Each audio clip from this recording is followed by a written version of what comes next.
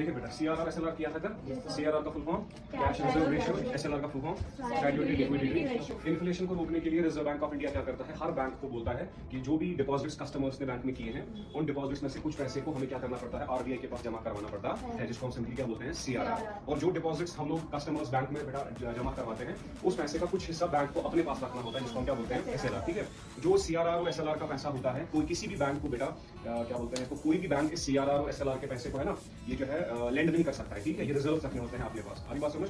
ठीक है, आज हम कर रहे हैं एक छोटा सा concept, repo rate and reverse repo rate. ठीक है बेटा, रेपो रेट किसे कहते हैं? रेपो रेट कहते हैं बेटा, अगर कभी कभार बैंक्स को पैसे की रिक्वायरमेंट पड़ती है, इसको रिक्वायरमेंट आती है, मान लो बैंक के पास पैसे क्या हो गए बेटा, बैंक के पास पैसे खत्म हो गए, तो बैंक को क्या चाहिए बेटा, पैसा। तो जो कमर्शियल बैंक्स होते हैं, ये कमर्शियल बैंक्स किससे पैसा उधार लेते हैं, आरबीआई से।